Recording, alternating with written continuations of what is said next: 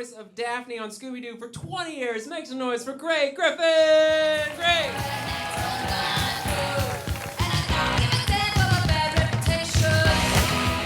Hi, guys. Thank you so much. I can't. Oh, this is like an awkward hand job. I just keep going like this and nothing happens. Then I just have to be like, you know what? This is broken. You do it. And just hold it. Oh my goodness. I don't want to make everyone hard at once, but I am a single mother with 3 children. Yeah, it's hard.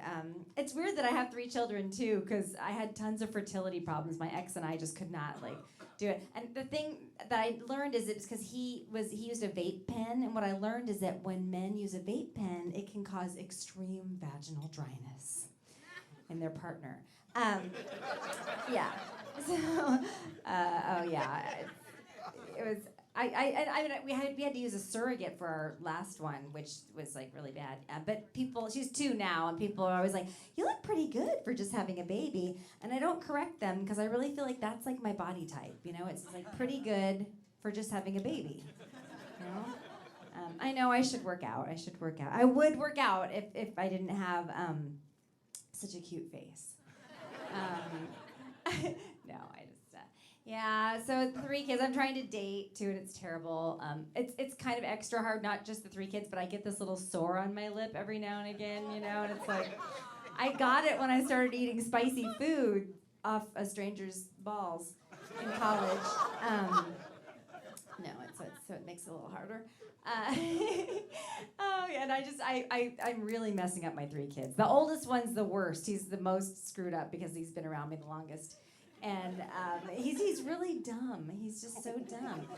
You know how like the sweeter somebody is, like the dumber they are. Like he's so sweet. He's so sweet. And he asked me to marry him the other day, and I was like, oh, I had to gently explain to him. I was like, honey, you can't marry mommy. You can't. First of all, you're never gonna make enough money. I really don't know what's gonna happen to him. He's like I just got him one of those race car beds just to kind of like prepare him for the future when he has to sleep in his car. He does dumb stuff all the time. He tried to put high heels. We have a really cute dog. She's a pit bull. Her name is Babyface. We named her after her favorite snack.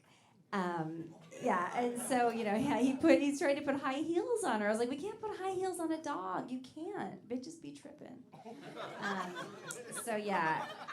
And it's really hard, just the 3 kids. They always want you to take them places and stuff. They're like, we want to go to Build-A-Bear. Take us to Build-A-Bear. I didn't even know what that was. I thought it was like a gay gym or something. I was like, what's that? I was like, ask your Uncle Tanner to take you. He loves it there. Like they say, like you should dance like no one's watching, but I parent like no one's watching. Yeah. They say it takes a village to raise a child, but I can't find the village. Like, where is it? I take him. I thought I wanted to be a stay-at-home mom for so long. I always thought, like, someday I'm going to be a stay-at-home mom, but now I can't because my kids are always there.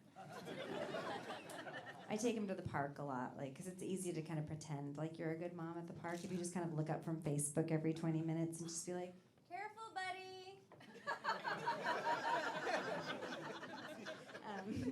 Yeah. I'm always at the park. I'm just constantly at the park. I have to play games with myself to just kind of keep myself entertained. Sometimes I'm just like, Brayden! Just to see how many boring white kids with like, unimaginative parents turn around. I hope nobody here named their kid Brayden. I mean, not because I'm afraid of offending you. Like, I really hope nobody here named their kid Brayden. Like, it's a shit name.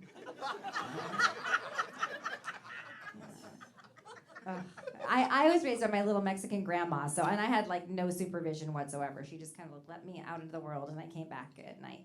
But yeah, she cared about rules, but not like parenting rules. She cared about like fashion and makeup rules. She was always like, "Mijita, you gotta do your hair and put the lipstick on and push yourself out, put some high heels on. Who's gonna want you?"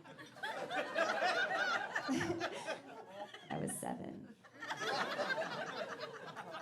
My grandma was adorable. She loved it when like tragedy would befall someone. Like that was her favorite thing in the world. She loved to gossip, especially like if it was somebody in our family. She got so excited when like her aunts, her cousins or whatever, like failed.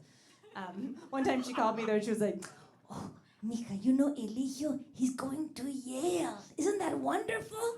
And I was like, "Yeah, it is wonderful. Why are you so happy about it?" And then I realized, like, oh, no, Eligio's not going to Yale. He's going to jail.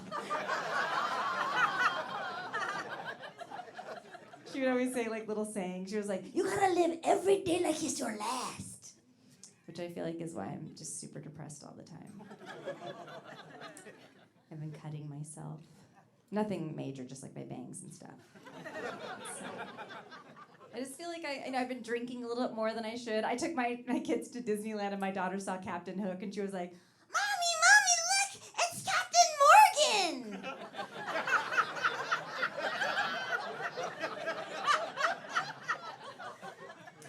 Yeah. So yeah, I think I'm drinking because I'm like more kind of depressed because like I used to be kind of cute and got like attention from guys and like now it's just like gone away. Like nobody harasses me. I'm blaming the Me Too movement. I feel like they want to harass me. They're just afraid. Yeah, that's how I get my steps in is just going past construction sites like over and over again, just hoping for some kind of comment.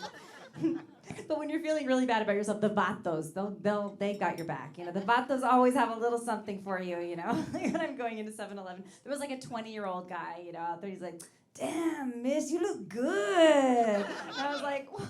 Oh my God, you're like 20 years." I was like, "I'm 45." And he was like, "You're 45? Nuh-uh, miss." And I was like, oh, I was so thirsty. I'm like, how old did you think I mean, like, just curious, like, how old? And he was like, "I don't know, like 41. It's just that my ex never gave me any attention, That's why I had to leave. He was so mean. He was like one of those people who text back, like they never write like okay or all right. They just text back the letter K. Yeah. What I learned about those people is that they're just super busy being assholes, and they don't have time for the whole word. I shouldn't have gone out with him. There were a lot of red flags in the beginning, but I just feel like I just found them kind of festive or something. It's like, what's going on over there? Is there like a sale on emotionally unavailable assholes or what's happening? He was always on his bike when we first met, and I almost didn't go out with him because I thought, oh, he's like healthy. He's one of those healthy people. Ugh. But it turns out he just had a DUI, so I was like, okay, let's get married. Yeah. He wasn't even an alcoholic. He just had terrible social anxiety. It was so bad, like we couldn't have anybody come over or like drop by, or I couldn't even tell him like a knock knock joke. Honestly, like if I told him a knock knock joke I'd say like knock knock, and instead of saying who's there, he'd just lay down behind our couch and just wait for me to go away.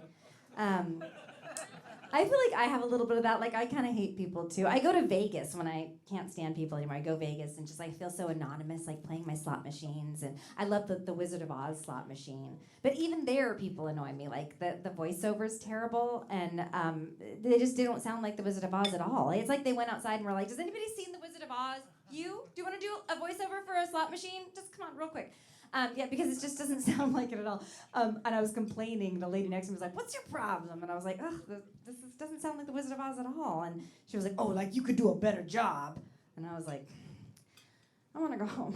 I want to go home. Annie, I'm Uncle Henry. I'm frightened. Are you a good witch or a bad witch? I'm not a witch at all. I'm just a little girl." "It's all right. You may all come out and think that. As mayor of Munchkin City in the county of Land of Oz, I welcome you most legally. But you gotta verify it legally to see if she is morally, ethically, physically, spiritually, positively, absolutely, undeniably, unreliably dead."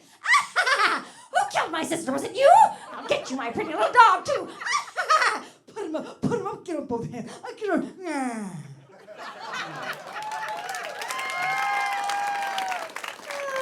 And then she was like, "Girl, you got yourself a gambling problem. You gotta stay away from the machines." She was a really nice little Asian woman. Thank you guys so much. I'm Grey Griffin. Take care.